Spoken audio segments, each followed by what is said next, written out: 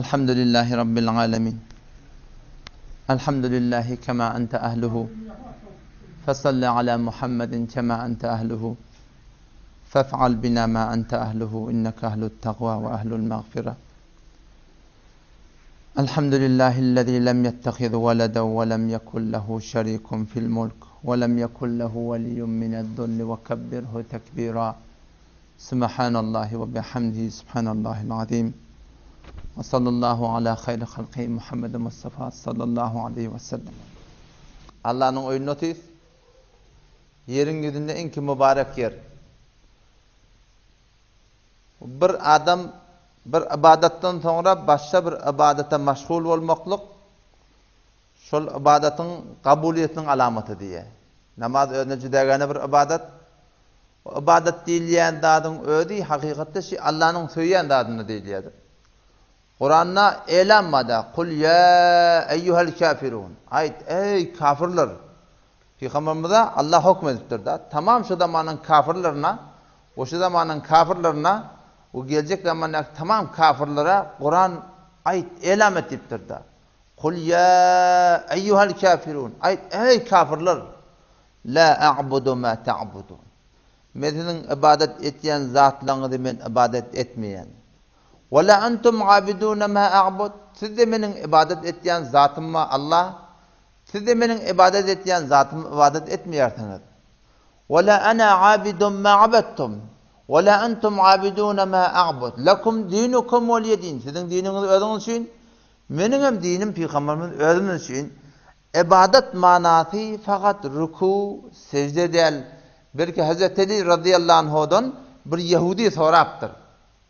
Ya Ali ibn Abi Talib, siz öz Rabbini da, öz Hudayını da, öz ma'budunu da, öz hakımı, fermanrava, Allah'a siz güne nasıl ibadet ediyorsunuz dedi. Hazreti Ali radıyallahu anh cevap verdi diye ki hava biz 24 saat ibadette. O gen alı diye Yahudi ne yaparım 24 saat ibadet etmez. O size yeme gerek, içme gerek, yatma gerek, turma gerek, deşruyu ve hammam mı, iş, dert. Hem de yapma ne yaparım 24 saat ibadet? Onunla ayette diye ki 24 saatin içinde biz her bir işi ettik.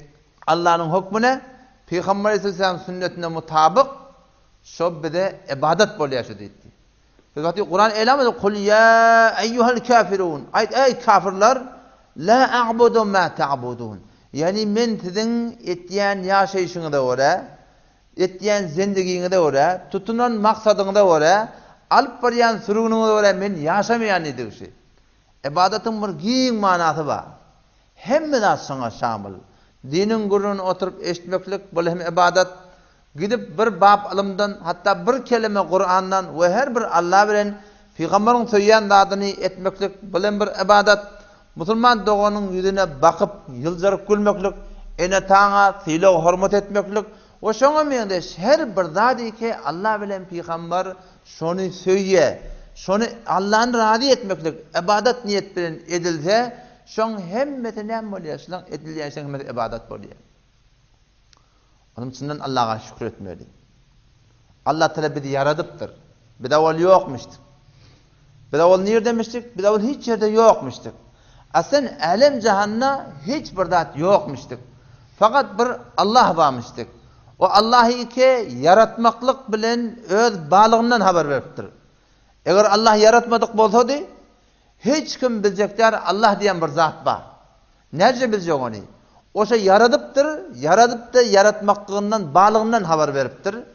O yaradandan sonra peygamberleri iyi veriptir. O peygamberlerin kaplarından muhtelif peygamberlere kitaplarını iyi veriptir. Ta adamlara şu dünyanın yaşayışından maksat nemelerini düşündürtürler adamlara. Şu dünyaya gelmekten maksat neme? Şu dünyaya neme maksat bilen bir geliptir? Neme maksat bilen Allah bizi yaradıptır? O şu Allah yaradıp bağlığından haber verip o peygamberler iyi verip insana şu dünyada maksadını yadaver ettirir peygamberler. O Allah'ın tarifi şeyle, Allah özün Kur'an'da marifi ediptir. Allah şeyle bir zati ki huvel evvelu vel ahiru vel zahiru vel batin ve huve bi kulli şeyin alim. Allah şu zati ki evvelden bağmıştık. Kadimun bile bidaye. Evvelden bağmıştık. Onun iptidası yok. Vel ahiru ahiret çellim bolacak. Ahiret çellim hemişeki bolacak. Ol Allah'ın entaati yok, ahiri yok. Vel zahiru tamam alem cehannına görünüp duran kudret Allah'ın ki. Vel batın yönü Allah'ın ödü göde görününe. Görünen kudret çoğunki emma ödü göde görününe. Her yerin ödesen şonun kudreti görünüyor. Yönü ödü göde görünmeye yönü. Öde ediptir. La tudrikul absar. Gözler Allah'ını gabab görüp bilecek değil bu dünyada. Tamam alem cehennem ne kadar göz var. Hemmeti işip Allah'ını bir görecek deyirler. Allah Kur'an'da aydıptır. Meni görüp olmaya deyiptir. Emma ve huve yudrikul absar. Allah şeyle bir dağıtı gözlerimin görüyen. Ya'lemu hainetel ayun. Gözün hıyanatını görüyen. Ve ma tuhfis sudur. Yürekte batırlı yatan yürekte. Neme ba, neme niyet ba. Neme maksat bilen geliptir. Neme maksat bilen oti. Neme maksat bilen kepliye. Ve neme maksat bilen gülye. Ve neme için ağlaya. Allah şunun hemmetinden haber var. Ayetul Kursi biz biliyor ha. Ayetul Kursi. Ayetul Kursi Kur'an'ın en adim ulukon ayetin biri. Ayetul Kursi hemmetine ayet. Birçe ayet. Şu ayette Allah ödün marifi ediptir. Allahu la ilahe illahu. Allah şol zati ki. Şondan başka layık ibadet yok. La ilahe. İlah dediği layık ibadet yok. İlah dediği layık itaat yok. İlah dediği hakim. Allah'dan başka alem cehenneme hakim yok. İlah dediği ferman raba. Şondan başka alem cehana destur beriyen yok. El hay. Olallahi ki diri ödi. Diriltiyen şol. Öldüreyen hem şol. El kayyum alem cehane tedbir edip saklap durun şol. La ta'khuduhu sine. Allah ediptir bana emrikmeklik tutmaya. Men emrikmeyen ettir Allah Teala. Emriktiriyen şol. Emma ödi. Emrikmeye. Ve la nevm. Uqlamakla hem Allah'a yok. Uqlatyan şol. Emma ödi uqlamaya. Lehu ma fis semavat. Asmanna ne kadar zatlar var. Şun hemmeti fakat Allah'ın kışı deyiptir. Ve ma fil ard. Yerin yüzünde ne kadar zatlar var. Şunun hemmeti fakat Allah'ın kışı. Ne mi dediği? La mu'ine lehu. Şunun kömekçisi yok dediği. Ve la mudire lehu. Alem cihanı aylamaklıkta. Şarkıcı nizam hesside hiç onun müdiri yok. Ve la muşire lehu. Allah'ın oturup meşveret diyen zatı yok. Ki bunu yağın yağdırayım mı? Yağdırmayayım mı? Cevonek yağtım mı? Gar yağtım mı? Böyle bir zatı Allah'ın kaptalında yok. Ve la nazire lehu. Allah'ın misali yok. Ve la nidde lehu. Allah'ın şeyle bir zatı ki onun şeriki yok. Ve la şerike lehu. Keyfe ve lem tekul lehu sahibe. Allah'ın oğlun uşağı yok. Ve lem tekul lehu sahibe. Allah'ın zinanızı da yok. Keyfe yekunu lehu ve lehu veled. Allah öyle ki Allah ne yapalım oğlun uşağı olmalı diye. Ve lem tekul lehu sahibe. Allah'ın zinanızı yok. Şeyle bir zatı ki lehu men zellezi yeşfe'u indehu illa biizni. Haysi bir adam gelip Allah'ın yanına keplep bilecek, şefaat edip bilecek, sipariş edip bilecek. Allah'ın icazeti olmasa başka bir padişahın yanına baracak olsan baramali, araçı salamali, barıp sen takazan ona ayttıramali. Ama Allah'ın yanına ne kadar ferişteler var ya. Gece gündüzün ferişteleri var. Erti namazda evvel oluyorlar, ikindi namazda evvel oluyorlar. Gece'nki iki ferişte, gündüzünki de iki ferişte. Her günde gidip gelip dururlar Allah'ın bir mekan zatının yanına.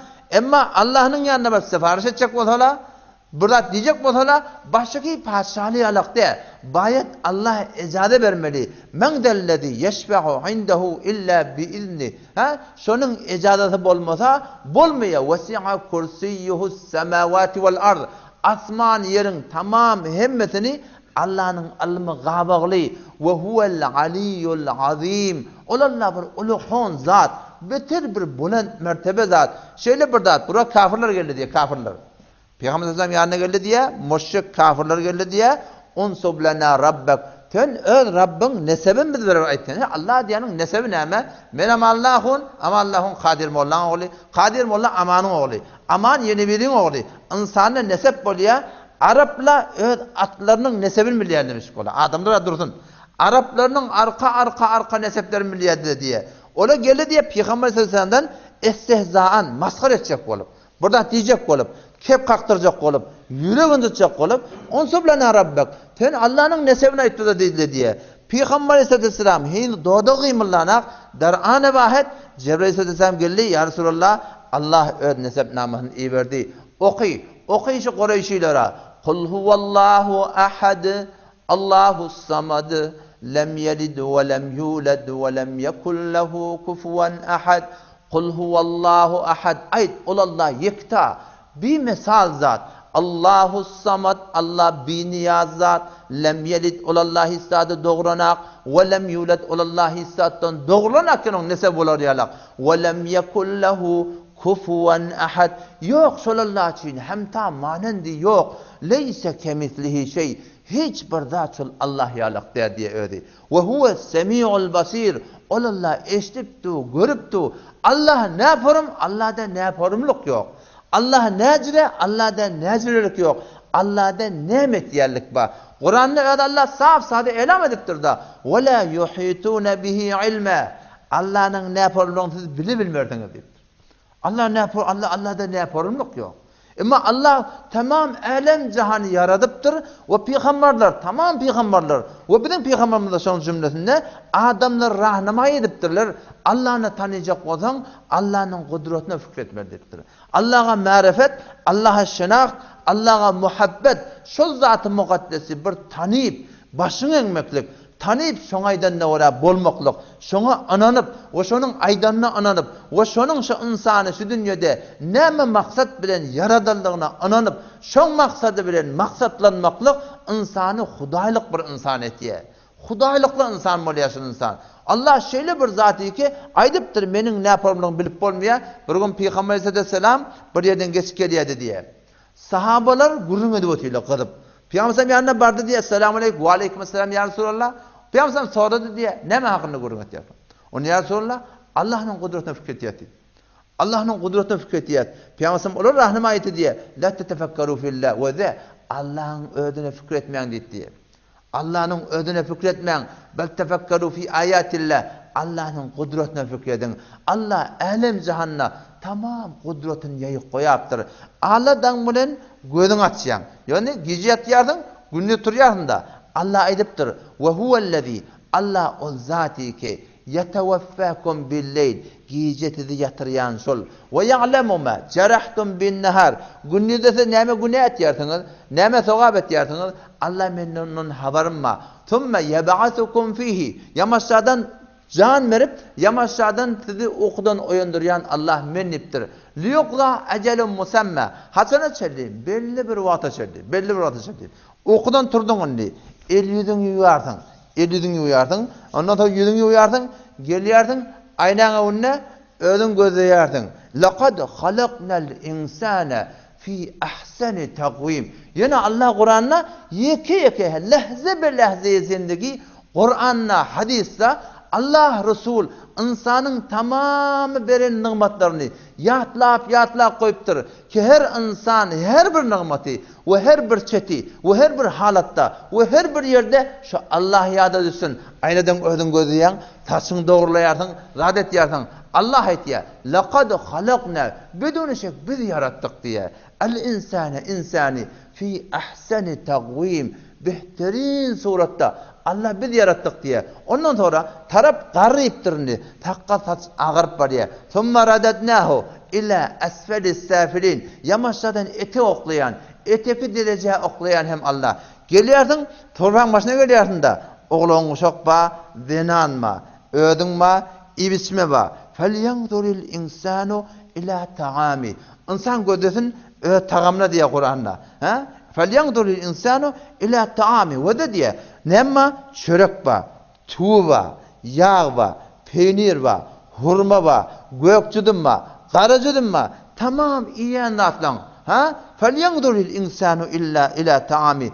Enne sababnel mâ'e sabbe. Şu defeden yağını indiren biz. ثم شققنا الأرض شقا يري يارن biz فأنبتنا فيها حبة دانانı göğürdün biz فأنبتنا فيها حبة وعنب أنگurda göğürdün biz وقضبة ne şeker tüyüzü kant geliptir hemen töre gelen daha yok Allah minna biz yarattık diye وقضبة وزيتون ونخلة hurma bağ hurması gelipti وحدائق نقدر bağlar وغلبة وفاكهة وأبا mal qarağına saman veriyorsun Allah minna men yarattım bağlardan var mivar qaytıyatın وفاكهة mivalar da Allah men verdim yiyartın içyartın dadet yartın oğlan çok zenane gevreli Allah insani öz yaratılmasından oylandır ya فَلْيَنْظُرِ الْاِنْسَانُ مِمَّا خُلِقْ İnsan gözünden Allah nemeden yaratıldı diye. İnen göğresinde bir hayatı başlayıptır.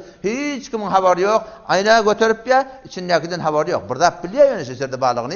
Ata divin noti, ata ki belkul haberi yok. Allah diye فَلْيَنْظُرِ الْاِنْسَانُ مِمَّا خُلِقْ İnsan gözünden nemeden yaratıldı diye. خُلِقَ مِمَّا اِنْ دَافِقْ Ol yaratıldı. Şol böküp çıkıyan sudan yaratıldı diye. Su nereden çıkıyor? Yahrucu min beyni solbi ve tarayb. Otu çıkıyor erkek adamın belinin arasından, zenananın kurtağının arasından. Bir misal Kur'an'ın emişiye, bu karanlık yerin gurrunu, yorgunun sünnaki misal, bir misal Kur'an'na Allah vede diye, zendeki bihude de diye, innehu ala rac'ihi laqadir. Beşek şol Allah insan öğlet dirilmekine kadirdir. Kıyameti yadın atalli Allah. Git diyardın yer uğruna git diyardın, yer uğruna var diyardın. Tamam ekiptir şu arpa ekiptir, buğday ekiptir. Ha? İnerken pomidor ekilecek, hıyar ekilecek, o kavun arpa ekilecek. Ne kadar zatlar ekiliyor. Allah diye afara'aytum ma tahrusun. Tamam nimetlerini yazıp koyuptur. Yekan Kur'an'ı ayda koyuptur. Afara'aytum ma tahrusun. O da şu ekyan zatlarını görüyorsunuz mu diye. Ekiptir sana şu var. Bir de ekip sıkkaydı olanı. Göğürtüyen kim diye? Entum tezra'unehu. Şıntısı göğürtüyersiniz mi? Em nahnu zari'un. Ya Allah biz göğürtüyelim mi diye. Biz göğürtüyelim şöyle. Bir de ölüp beten değerlerini gömüp kayıttık.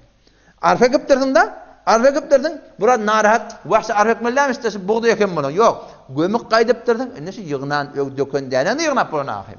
İnna Allaha ve de diye beşik şol Allah. Falikul hab. Değerlerini yarayan şol. Ve neve. Şanı da yarayan şol diye. Yuhricul hayye minel meyyid. Şol Allah ölüp beten deneden dirin çıkaryan şol. Ve muhricul meyyiti minel hay. Ve öllenle dirin şol çıkaryan. Ölüp beten yumurtka dir tavuktan çıkıyor. İnsan diri nutfeti ölü. Kavun arfı diri tağatı pağı ulup var ya. İçindeki deneler ölü. Falikul isbah danatıryan Allah. Ve cealel leyle sekene. Gece de geceğini okudu, gündüzünü okudu. Kabul mugayese dera. Ve cealel leyle sekene. Şu geceğini aramgah eden şol. Ve şemse vel kamera husbana. Ayın aylanıptu, gidiptu, geliptu. Kim aylaya? Allah men aylayansın diye. Ondan sonra yine soraptır. İnalekem şu adın ne? Yağın doğru yağmanı. O ortadan abi yarı edip geldi. Abi yarı. Ne man yakın? Bargılatla bilen. Ha? Baran mesnuyi bilen. Su var başına gay. Allah şu sudan soruyor. İçen suundan, yani ekrançılığa, yer soruyan suundan. Afara'aytumul ma'allezî teşrebûn. O teşi içen suunu görüyorsunuz mu diye Allah Teala. Entum enzeltumuhu minel muzn. Bultun sını. Siz indiriyorsunuz mu? Em nahnul munzilûn. Ya Allah bir indiriyor mu diye. Kim indiriyor?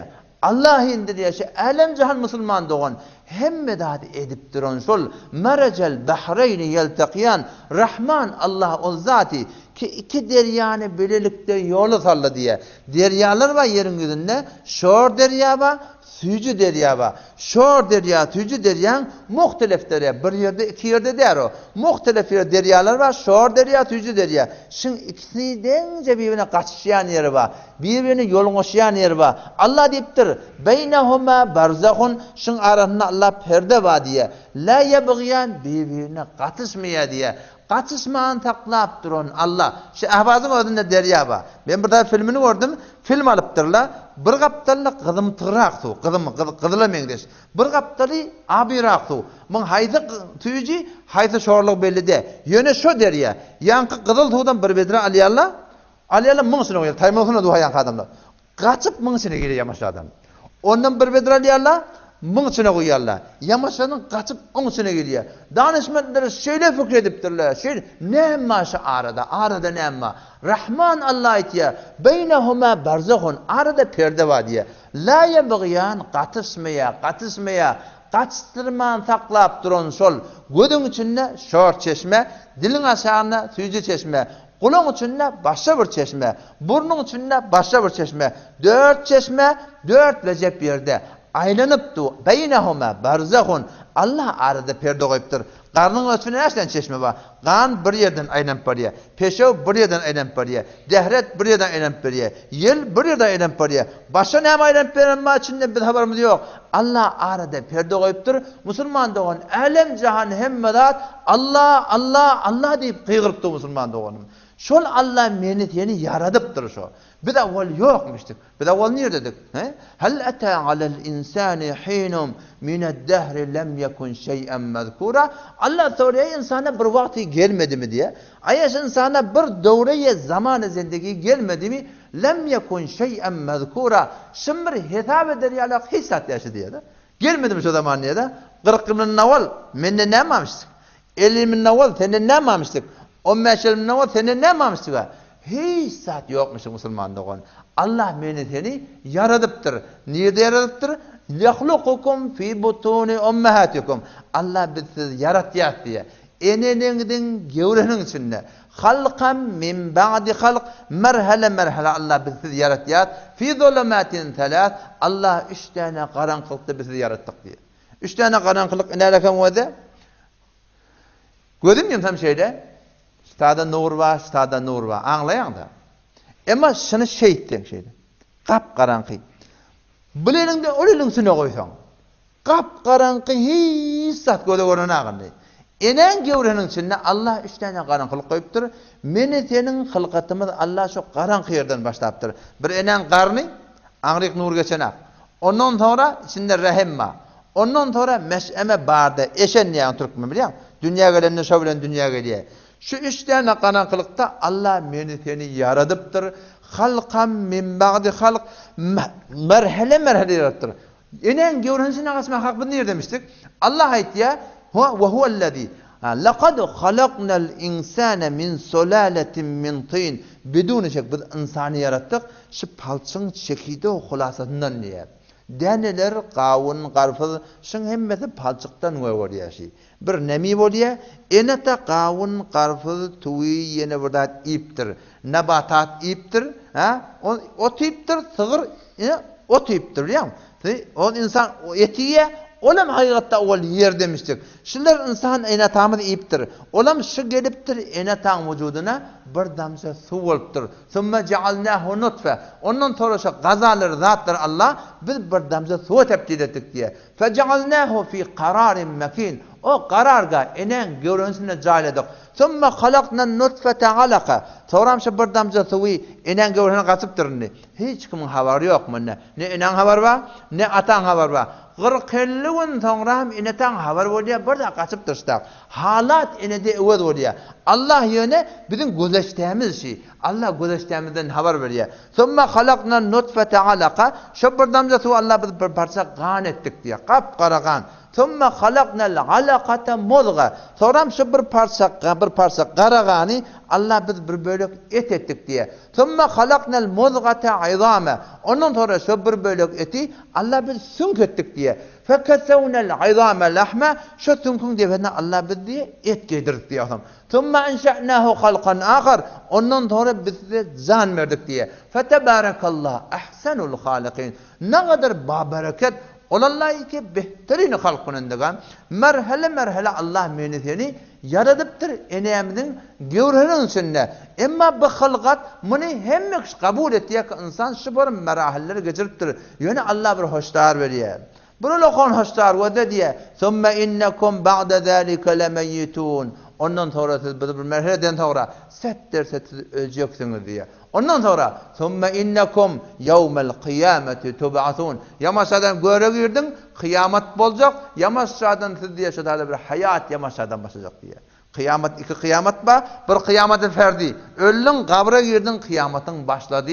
Ol alem cihan dargacak. ol başa bir kıyamet, o jüdagana bir kıyamet. Emma girdin tamam. Ta ebedül ebed doğru yaşamalı. Allah gözeştemizden ne haber veriptir? Geleceğimizden ne haber veriptir Müslümanlığın. Kur'an 23 yıl iniptir da. İniptir. Sure bolup geliptir. Birçe ayet bolup geliptir. 10 ayet bolup geliptir. 20 ayet bolup geliptir. Muhtelif ayet bolup geliptir. Ahirki kep Kur'an'na. Ondan sonra Kur'an inmeptir diye. Ahirki kep ne muttur Kur'an'na? وَاتَّقُوا يَوْمًا تُرْجَعُونَ فِيهِ إِلَى اللّٰهِ ثُمَّ تُوَفَّى كُلُّ نَفْسٍ مَا كَسَبَتْ وَهُمْ لَا يُظْلَمُونَ. Ahirki Allah'ın kefşi. وَاتَّقُوا يَوْمًا ol bir günden siz korkun. تُرْجَعُونَ فِيهِ إِلَى اللّٰهِ. Siz Allah'a karşı öğürük getirilersiniz diye. Öğürük getirilersiniz diye. Oğlu bak kaydanda ödün haytmadın Allah meni seni yoktan bahar ediliptir. İne kabrada salacak. Öğürlep Allah'a karşı marmar Müslüman doğun. Şol günden Allah Teala korkun dedi. Kıyamet öğürlep dirilmeli. Ya eyyuhan nas, ey adamlar, her vakit her zamanla adamdan arasında bela nispet adamlar boluptur. Geçen zamanlarda da boluptur. O şu zamanlarda ba gelecekte de bolacak adam kıyameti inkar ediptirler. Öğürlep dirilmeli. Heyhate lima tu'adun. Bu aydıl yani gurrun neyme? Ulu yalan. Size verilen vaade neyme? Cennet ba, cehennem ma, yamaşadan zindagi ba. In hiye illa hayatuna dünya. O asaf adala peygamberler gelip aytdı diye. Zindagi dünya. Ve ma nahnu bimeb'usin. Yamaşadan biz öğlep dirilmeli. Bu bolacak da dedi aytdı. Saf sade peygamberden öndürüp inkar edermişik. Ve yekulune meta hadal wa'du in kuntum sadiqin. Aydadılar kafirler. Sizin aytyan vaadeniz haçan. Kabra girende zindagi va, yamaşa dirilmeli, kıyamet bolacak, ferişteler canın alacak, şöyle bolacak, haçan ne aydarlar diye. Allah şol adamlara inandıracak bolup, ne kadar ayat indiriptir. Afa hasibtum annama halaqnakum abatha. Allah bilen mukabilinde duruyor. Siz gümen etdiyen ki siz bihude yaratık mı hadipti? Hemen tori idin, içtin, yattın, turdun, erti hesap kitap olmasın. Ve ennekum ileyna la turcaun. Bize uğurluk getirmer diyen gümeniniz var diye. Ebi Rezenel Uqayli radıyallahu anh, Peygamberin sahabati soruyor ya Resulallah, keyfe yuhillahul mevta? Allah ölüleri ne yaparım diye ölecek deyip. Sahabeler soraptırlar, hem de soraptırlar sonra. İman tahqiq bulunmasın. Kıyamata anam hemmecemizde ba. Ama Allah Kur'an'na akledin diye. Afela taqilun? Siz akletmeyersiniz diye Allah. Afela tubsirun? Görmeyersiniz diye. Afela tesma'un? Eşitmeyen aydiyen gurunlar diye. Afela tedekkarun? Pende netiqatı almayarsınız diye. Fe ayne tedebun? Allah siz niye koyarsınız diye. O siz niye koyarsınız diye. Ve de in huve illa zikrun lil alemin. Şu Kur'an netiqat tamamı cihaniyandan söyleyeyim. Men yaradan sizi men ya Allah. Halika, malik, razıkınız. Her lahze zindeginiz men bilen. Şu menin kelamım. Şunu koyup şundan hidayet almani. Siz niye koyarsınız? Sahabi soruyor. Ya Resulallah, keyfe yuhillahul mevta? Allah ölüleri ne yaparım diriltecek dedi. Yani sonra rahnama etti. İmanı ba. Yöne ne yaparımlığından soruyor. İmanı ba. Diriltecekliğine. Yöne ne yaparım dirilmesi dedi ya Resulallah. Onu Peygamber rahnama etti diye. Ama mararta biwadin mumhil.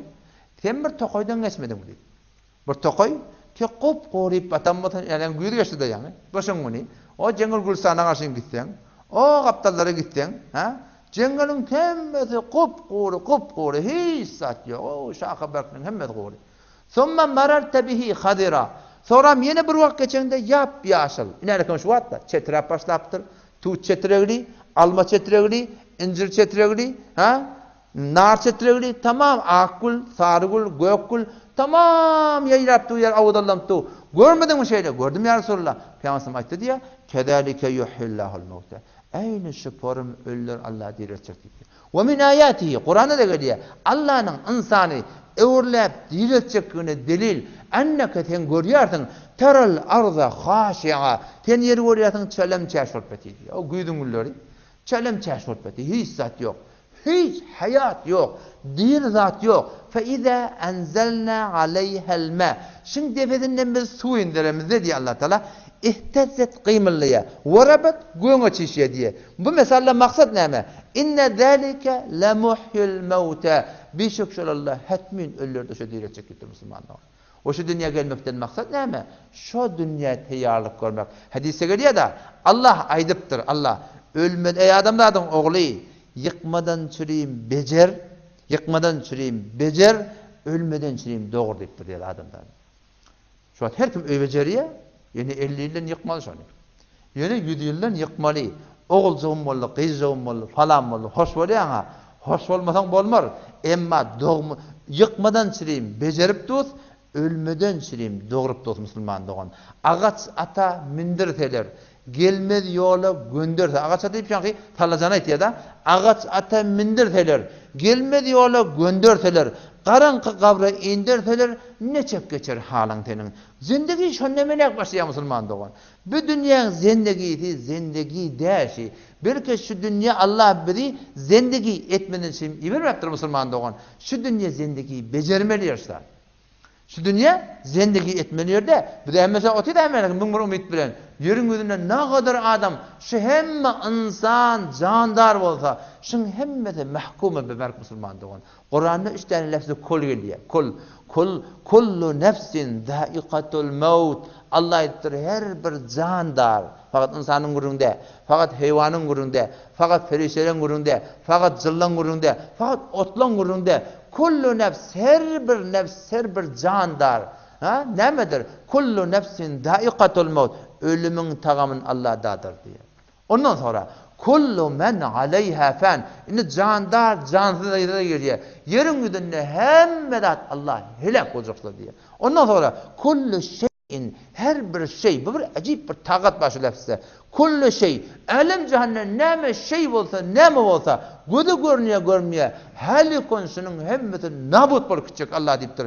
İlla vejha ve meger Allah'ın zatı. Fakat şol zat-ı mukaddes musulman dogan Allah gazyk. Allahullezî yursilur riya. Tamam elem cehennem. Şonun kudreti görüpdi we Allahullezî yursilur riya. Allah o zatı ki yelleri sürüya. Fetusiru sahaba bultur goyan aldırya.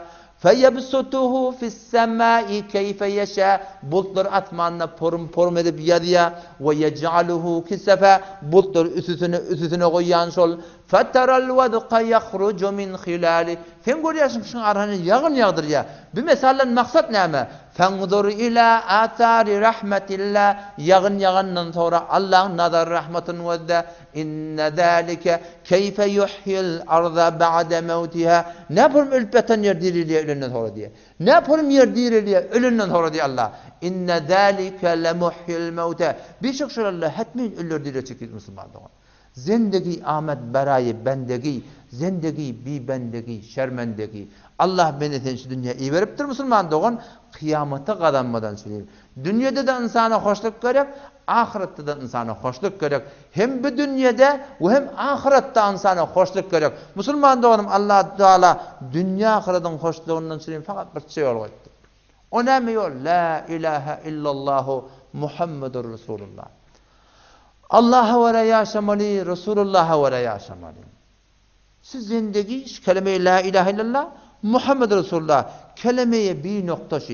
Baştan ayağına tut, ahırına çerleyip. Nokta yok şu kelimede. La ilahe illallah'ını Allah şecre bir yenilecek beceriptir şunu. Şecre bir yenilişi.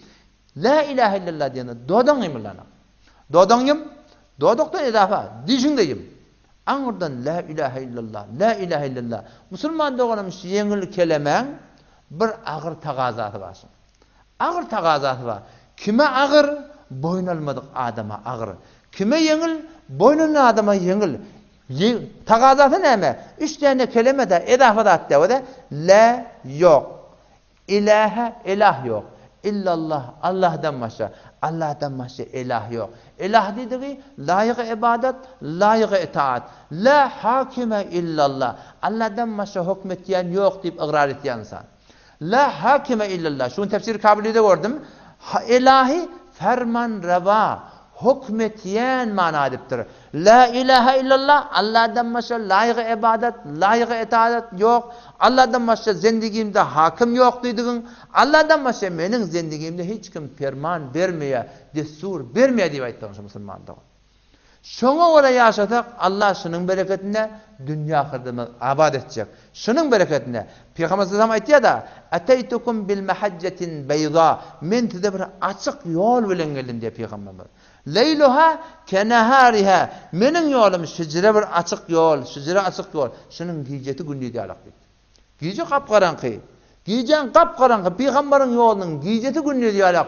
Belki hemmesi gündüz musulman dogan la yazigu anha illa halikun. Şu menin yolumdan ýazmar meger şol adamyň helakati mukadder bolanmaha diye. Allah'a wara, Peygambere wara ýaşamaklyk. Şoňa näme diýilýär? Din diýilýär. Gertokahi musulman zistan nis mumkin juzbu Kur'an zistan az talabat berto haq darat kitap. Şu Kur'an mı? Şu Kur'an. Hansı Kur'an mı? Ha? Kur'an rakam tuğulanda üstüne du da. Şu Kur'an musulman doğanın fakat okuymadan şey görmektir şey. Gertokahi musulman zistan nis mumkin juzbu Kur'an zistan az talabat berto haq darat kitap. Okuymadan şey görmektir şu fakat. Belki fikretmez şuna. Kitabun enzelnahu ileyke mübarek. Ey Muhammed Mustafa, biz şu mübarek kitabı sana indirdik. Nämeden çüreyim şey? Takçaňysyna koymadan çüreyim. Mağlayaňa awşap, gurtaga basmadan çüreyim. Bular hemmesi adab-ı Kur'ani. Allah diye liyedebberu ayatihi. Şun ayetini tedebbür eder ýalak diye. Fikretmeden şey götür. Kanun-ı zindagi Muhammedur Resulullah sallallahu aleyhi ve sellem fakat bir de kimin peygamberim bizim peygamberimiz yok. Şoň ýzyna düşmeklikde Allah'a wara bolmaly, peygamberime de wara bolmaklykda musulman doganym dünýä ahiretiniň Allah abadan etsin. Hemme kişi hoşluk gerek. Hemme kişi geňişlik gerek, kanaat gerek. Allah'ın bir muamelesi var. La ilahe illallah Allah'a wara bolmaly. Muhammedur Resulullah dine wara bolmaly. Oli Türk meselede bir şuar var. Türk meselede bir şuar var. Hudaý hakykatyn şu şuarı berýän adam, şu eline bir ay palta alıp la ilahe illallah Muhammed sallallahu aleyhi ve sellem ortaryndan çapýan adam şu. Näme diýär bilen Türk meselesi şu var. Umum musulmanyň agynda bilansy ber. Halka wara boluvermendir. Eşdiýänler şekefi. Halka wara halyky nämet bolanlar. Ile wara boluvermendir. Ajip bir gurun ile wara o bir dini nämet bolanlar. Ile wara boljak bolsaň, o iliň aýdany dine wara bolsa, iliň aýdan neden aýby ýok. Emma ile wara boljak bolup dinden onu elçekme bolsa, halka wara boljak bolup halykyň gewne degmeli bolsa, halykyň doýsun gewne görjek bolup halka wara toý tutmaly bolsa, hem taýan gewne görjek bolup halykyň gewne degmeli bolsa, aýalyň gewne görjek bolup şeriat defelenme bolsa, musulman dogan bi din, bi iman we Allah bilen peýgamberiň söýýände atda musulman dogan. Şu dini öğrenmeklik gerek. Awal baştan şu kelimeni öğrenmeli. La ilahe illallah Muhammedur Resulullah. Şunu düşünmeli. Näme diýäşi? Şunu düşünmeli. Şunu düşündün mü? Hemme de düşündün. Şunu bir düşünmede belanı başlaňa. Tarap düşünen mi kadiýeni düşünüdü diýen heli. Sahabe-i kiram radıyallahu anhum Peygamberin sahabalary şu kelimeni düşünüp aýdypdyrlar şola. O şu zamanyň kafirleri şolar şu kelimeni düşünüp aýtmapdyrlar şola. Düşünme aytapdyrlar. Bir şu kelimede bir gurun var.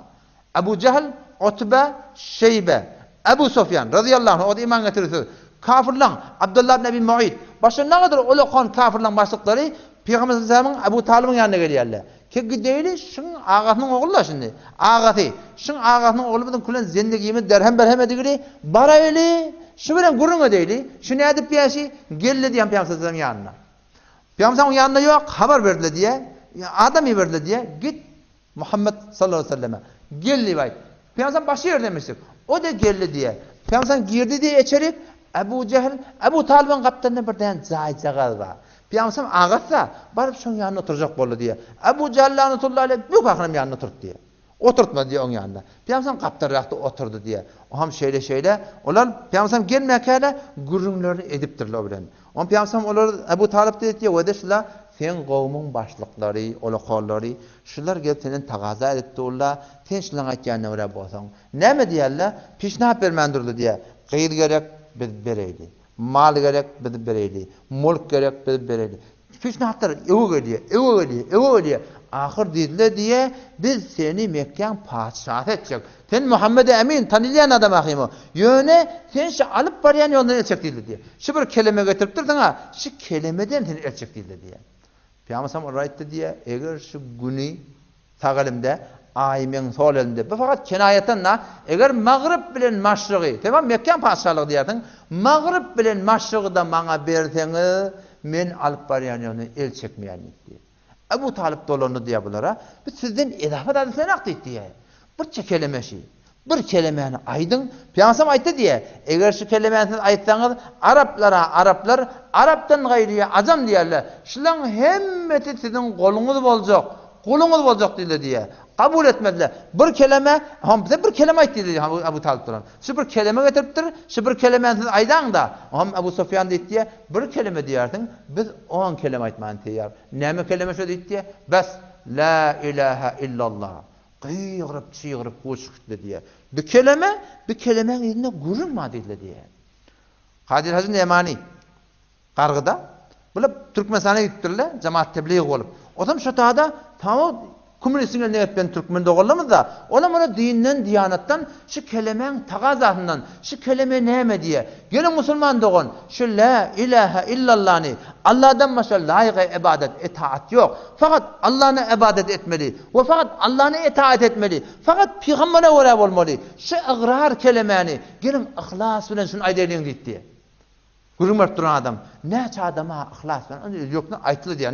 Yok dindire ya dedir onu öldürür diye. Ayttılar diye. Bir zaman oğlan turdu diye. Mene çeken mi netti? O ne diye çeken? O tedin aytsın diye. Mene gururmat etti.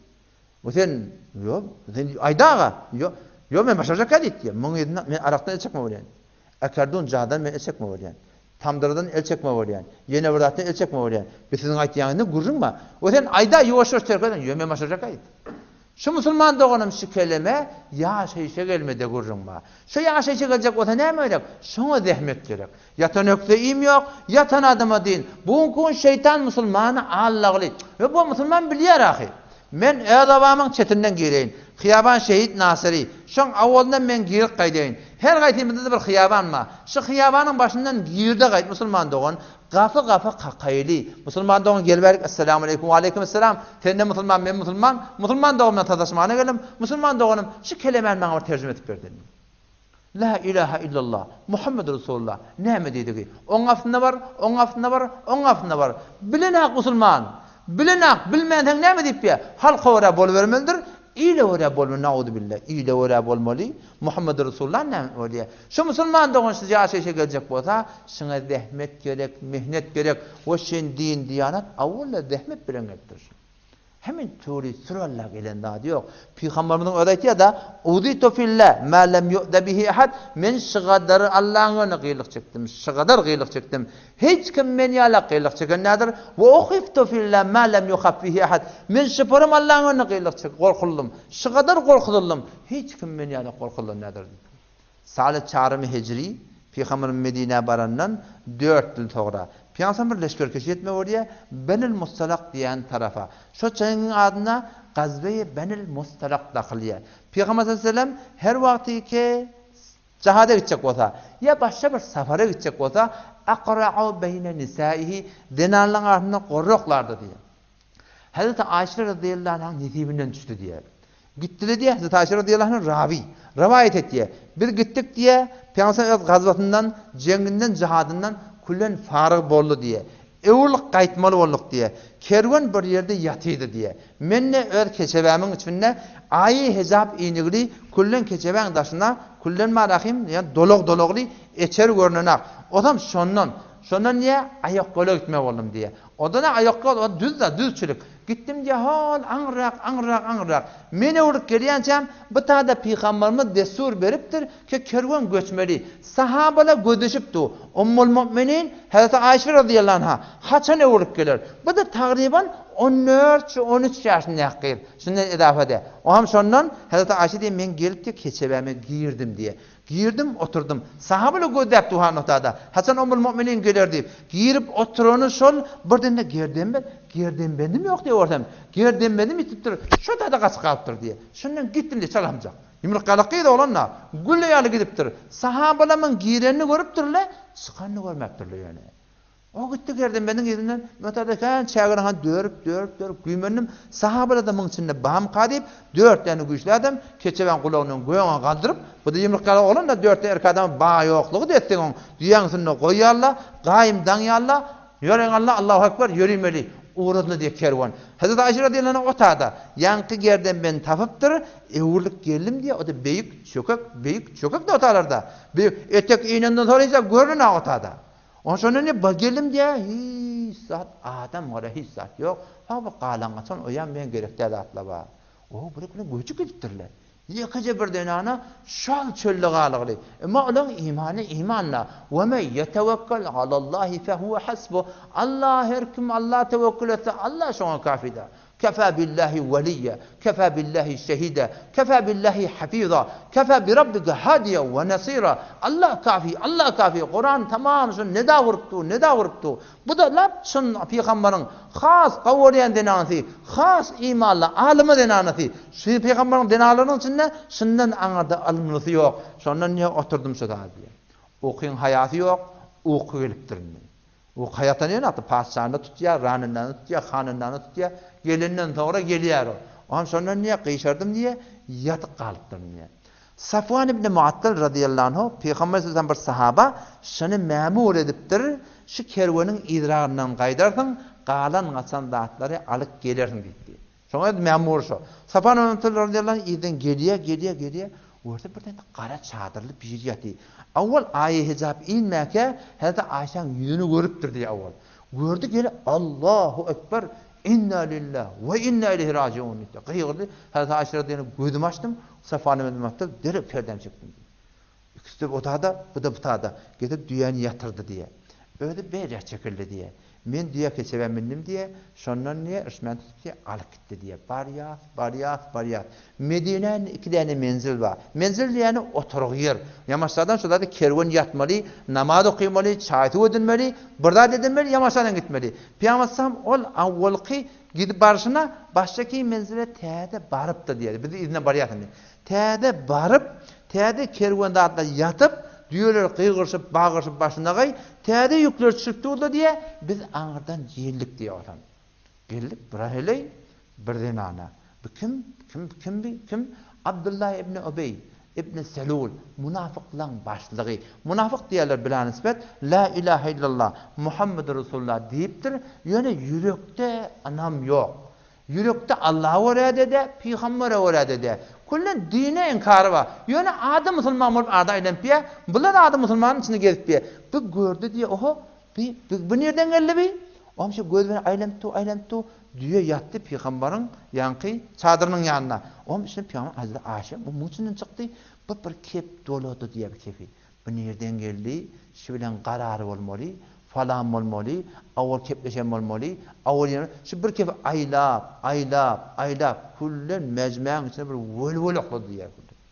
Yani hiç kim keplana, sahabala muhlas, Peygamber sallallahu aleyhi ve sellem harman belirlep bolmazan anlayarlar, hiç keplanakla. Peygamber sallallahu diye haber geldi diye. Peygamber göçün gitti diye.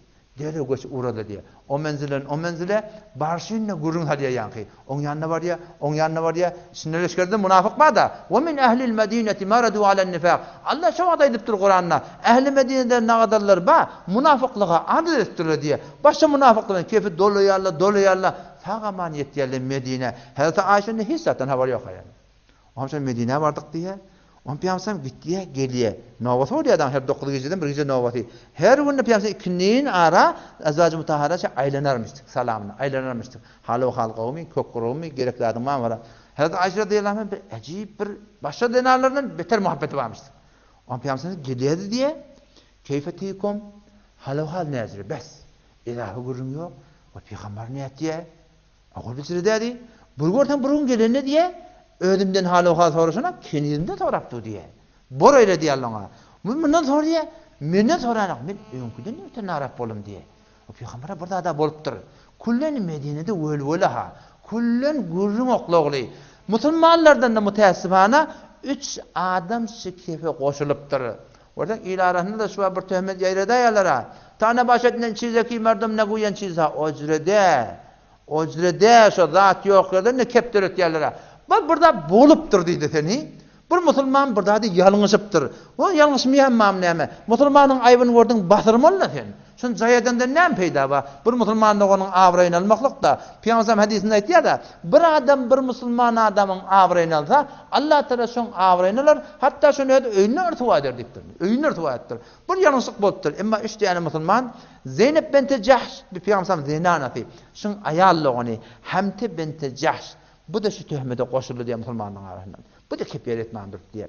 Mestah bin asasa bi Hazreti Ebu Siddiq radıyallahu anh'ın yeğellerinden mi diye. Bu da şuguruna. Hasan ibn Sabit bu da Peygamber öz şahiri menbere çıkıp şer aytyan adam Peygamber'e defa etmeden çireyim. Şu 3 nefer de bu fitneye koşuluşup kep yayraptu. Hazreti Ayşe'nin hiç zaten haberim yok diye. Oham diye bir ay başım oldu diye. Oham Peygamber'e ecazet ya Resulullah dedin diye. Eğer ecazet versen ömüde gidecek dedim diye. Peygamber gidecek öten gidadi diye. Men öňküden öten arap bolum diye. Awal gidecek diýende yo bugun gitme, erti git. Erti gitme, soňra git diýip aýdar diye. Indi men gidecek dedim, gidadi diýip aýdar. Näme mollaka? Şondan bardım diye öýümde. Men öýümde ısrar etmetin, hiç zatdan haberim yok ýöne diye. Hiç zatdan haberim yok diye. Peygamber bu taada tamam Medine'de wöle bolugly naud billah ödüňe wasta berdi, ödüňe. Ödüňe wasta ber, meniň denanam hakynda, seniň denanan hakynda, şu arıňsynda, kötükde beýle, gelip naud billah bir, o Allah, diniň alýan. Emma Peygamber şol kafir munafyklar, Peygamber şu kadar edip beripdirler. Peygamberiň denanany şizire kepler ýetdirler. Peygamber şonu näme etjek bilenak, tamam fitne döregli. Tamam fitne döregli. Her wagtda ýadyňyzda bolsun. Kafirler, munafıklar ve her wagt her zaman öz musulmançylygyň hakynda ulamalaryň awraýyny aljak bolýandyrlar. Hewre habarda bolsun. Känler bada o kipdi ulamalar baýda urgu bolmaly. Oňa görüňe habet urgu bolmakmyda. O biz de insan biz peýgamber ade. Şeýdem, biz de ýalňyş ýatsa, o ýalňyşan ýerine afwetmeden bir-biriňi batyr salmadan hasa ulamalaryň adabyny hakynda beter habarda bolmaly. Bir kepeýden al qasamlar da şeýle dedi diýipdir. Goý hedin. Bolsa bolanlar yalan urundur diýip aýtmalar. O bir wagtda bir alymyň biri gelýärmiş, alymyň biri bir tor zamat bolup gelýärmiş, tezkirler ulyada okuydum.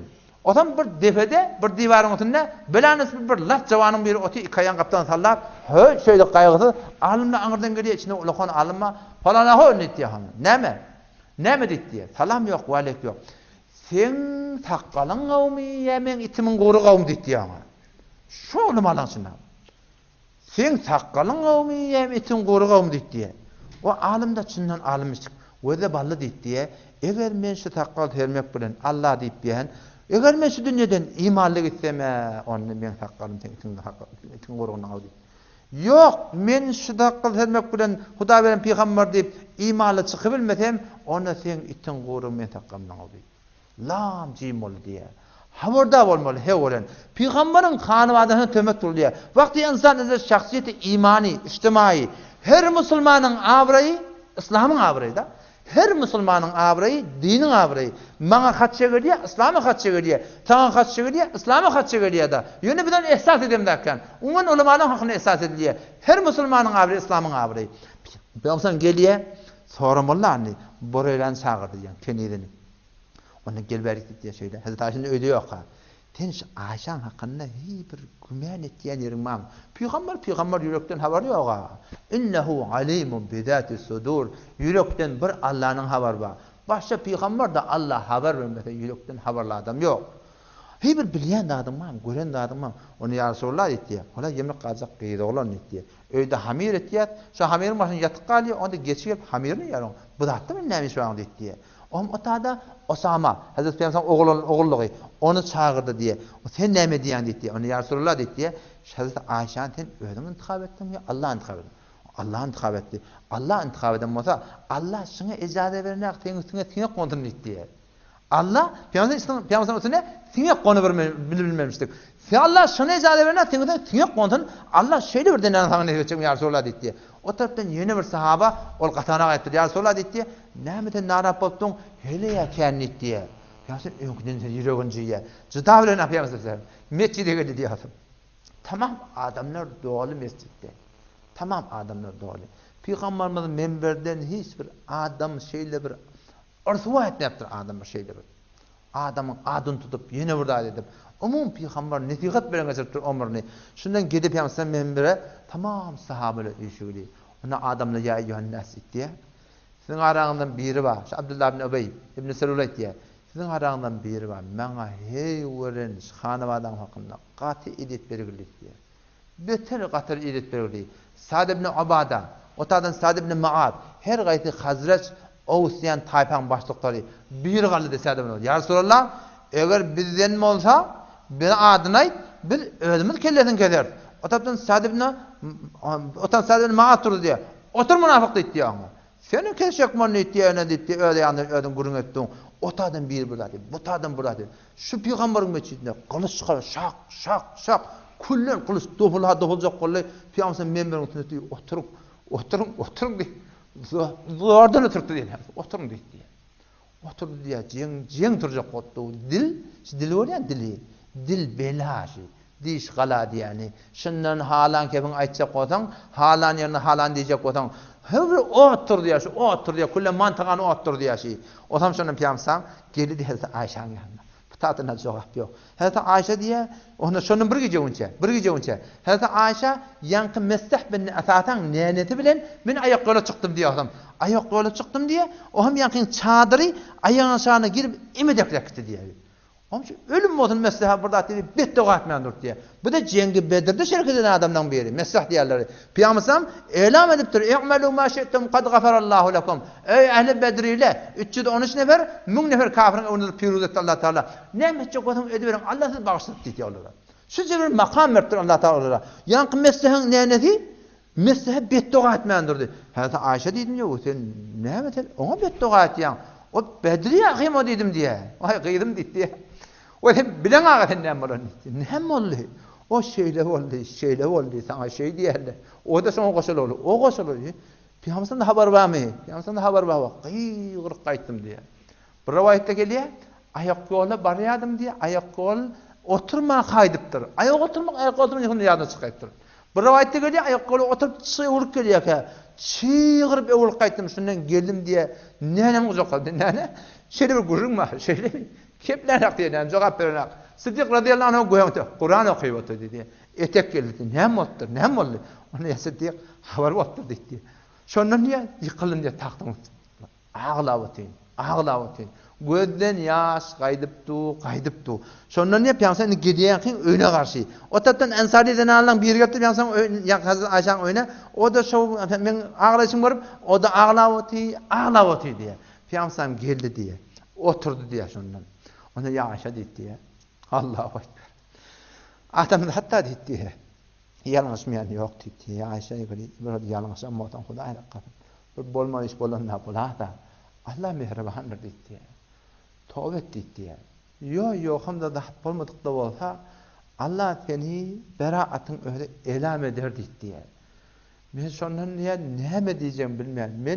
Men näme diýenidim diye. Men eger etmedim diýsem, sizin gülüňizde bir zat şugulisime kehmanacakka.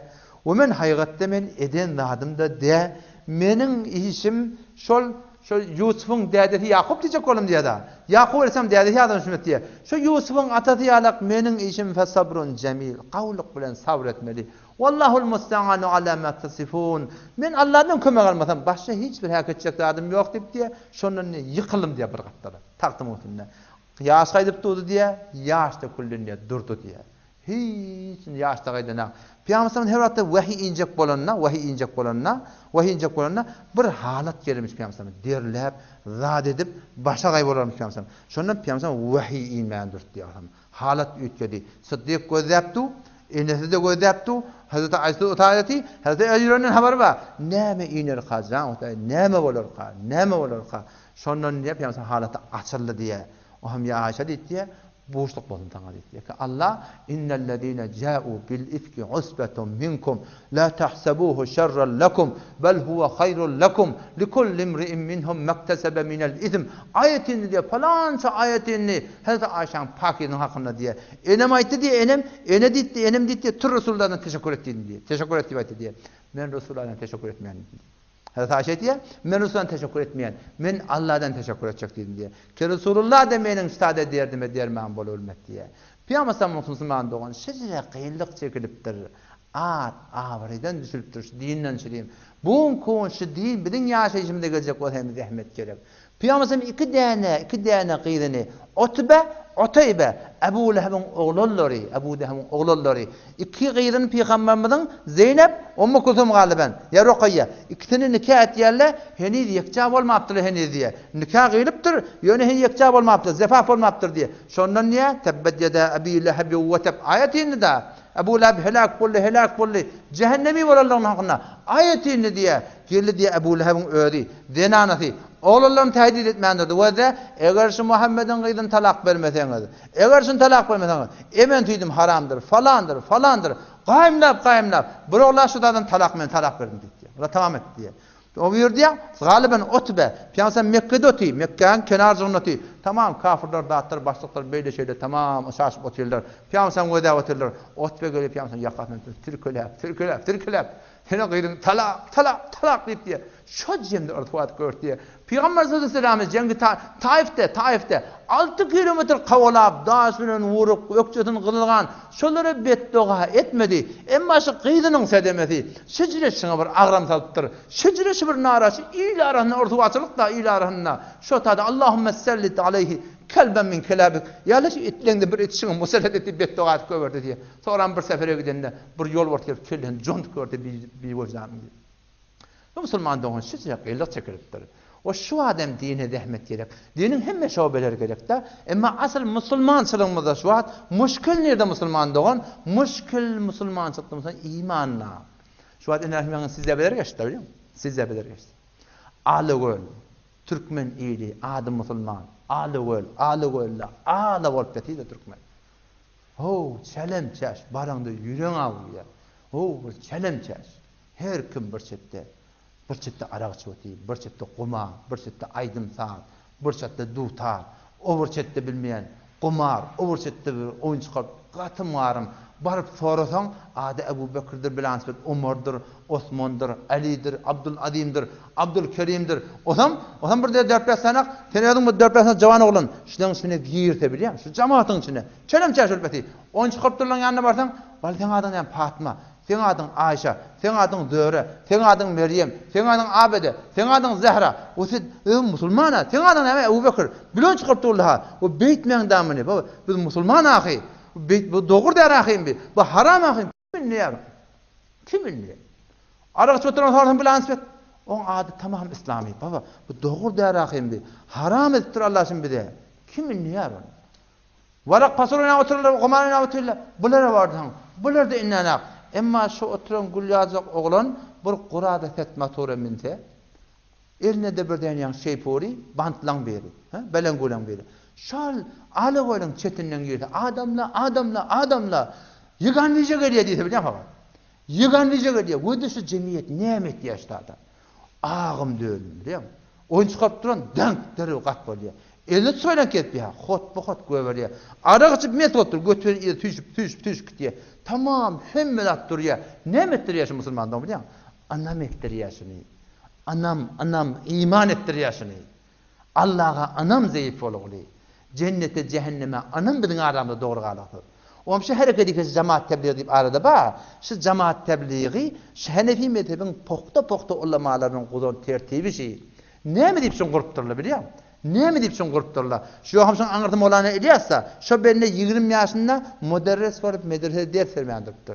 Sonra pirçiliğini alıptır. Murid terbiyet vermeyen doktor. Sonra Dede Hayırlı'ya bir yerde 100'den eyrek mektep. Bayağı adam tamam harcı heracatını getirip ödü verermiştik. O zaman şu 100 birdat mektebin içinde bir gün birine atıldı diye Mevlana hemmedine imtihan aldık. Şu şagirde verdi diye. Gödedi diye.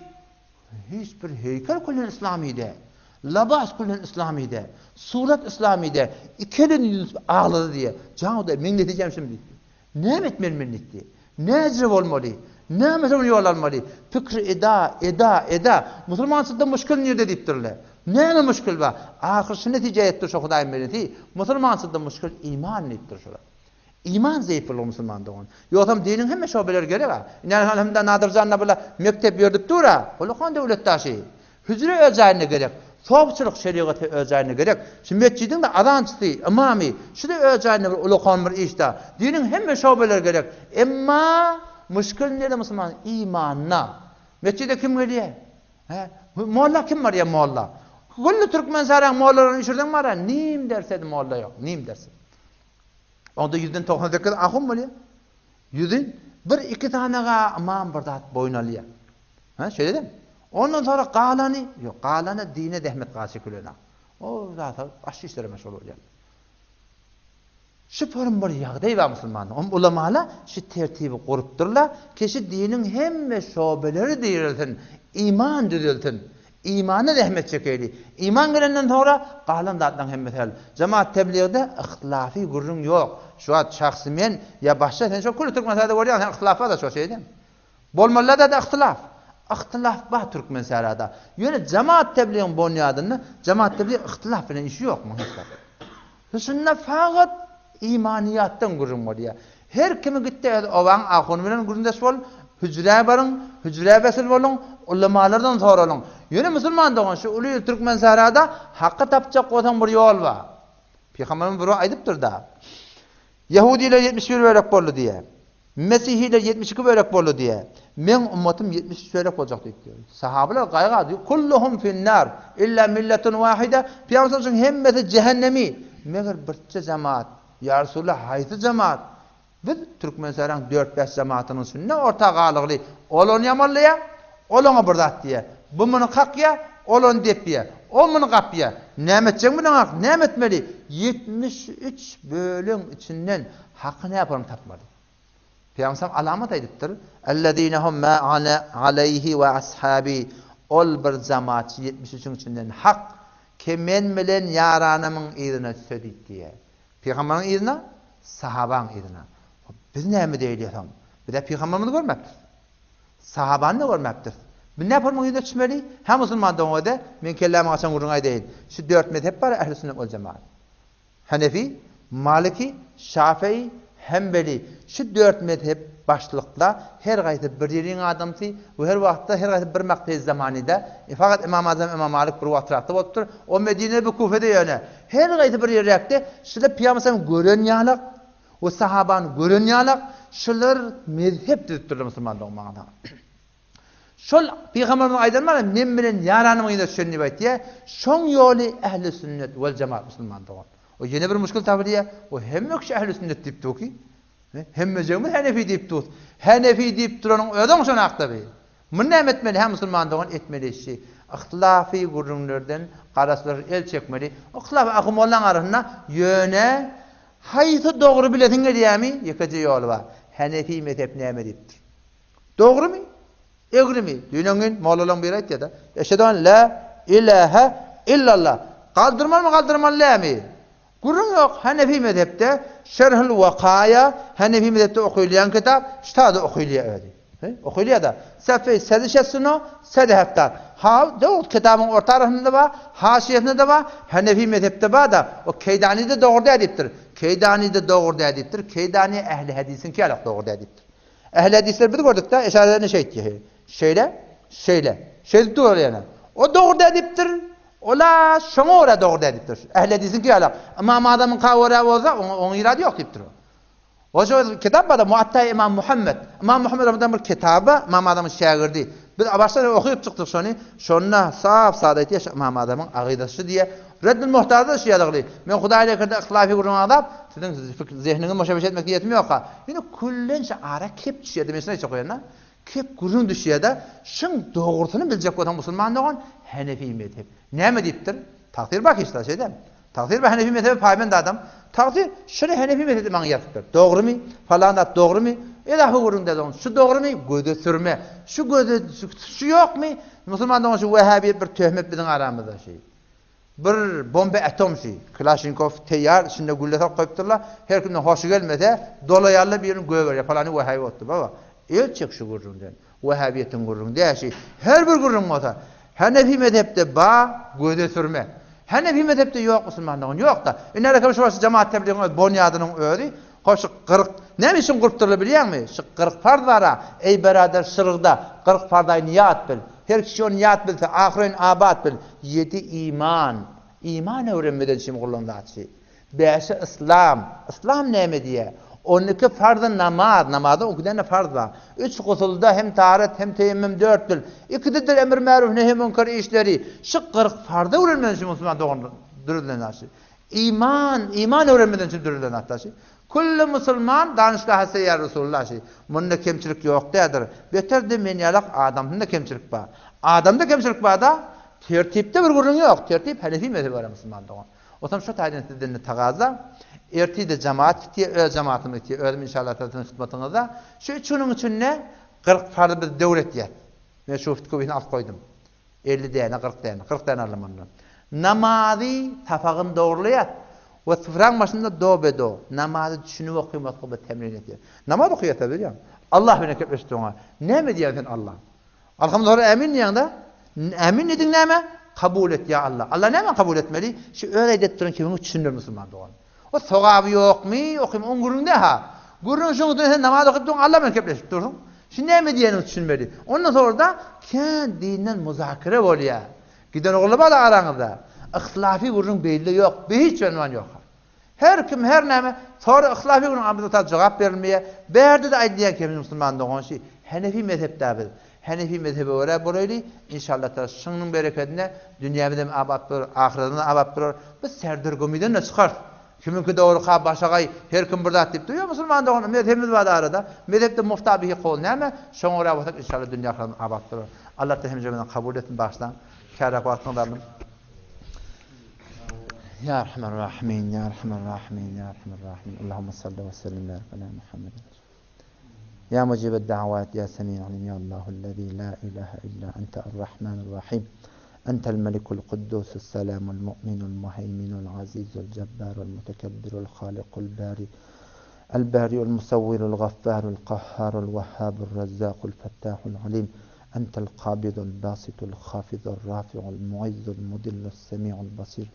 أنت الحكم العدل اللطيف الخبير الحليم العظيم الغفور الشكور أنت العلي الكبير الحفيظ المقيت الحسيب الجليل الكريم الرقيب أنت المجيب الواسع الحكيم الودود المجيد الباعث الشهيد الحق أنت الوكيل القوي المتين الولي الحميد المحصي أنت المبدئ المعيد المحيي المميت الحي القيوم أنت الواجد الماجد الواحد الأحد الصمد القادر المقتدر المقدم المؤخر الأول الآخر الظاهر الباطن أنت الوالي المتعالي البر التواب المنتقم العفو الرؤوف يا مالك الملك يا ذا الجلال والإكرام أنت المقسط الغني المغني المانع الضار النافع النور أنت الصبور أنت الرشيد الرحيم الغفور الكريم يا أرحم الراحمين اللهم صل وسلم على محمد الحسين اللهم يا الله هذا قيد لنا فضلك من قبولك يا الله إيد محبتني رسول محبتني يا الله دين ديانا محبتني بقنا زائر السرور يا أرحم الراحمين يا مجيب الدعوات إيمان لما يا الله قبيلا دلور يا الله إيمان لما تهدلور يا رب يا أرحم الراحمين أدرجها إيمان لنا توفيق دلور أدم أغلق شما يا الله أدم ديننا ديان كمان يا شباب الله الدنيا آخرة يا الله يا الله بركة دلوري آسان دلوري إصلاح دلوري يا الله أولي تركمن سار يا الله أغضب لك دلوري يا الله أمام هذا من إذا اسمك لنا يا الله شنو شاغرنا إذا اسمك يا الله توفيق دلوري يا الله بدون علماء يا الله أرحم الراحمين أغضب لك كتلور يا الله زوال الذي يا الله أرحم الراحمين يا الله هم جميع يا الله خالص يا الله بحق حبيب سنة يا الله موافق يا الله يسمح التوفيق يا الله نفوض أمورنا إليك أمور الدنيا والآخرة فاتر السماوات والأرض أنت ولينا في الدنيا والآخرة توفنا مسلما ورحمنا آمين آمين اللهم صل على محمد الله قبولة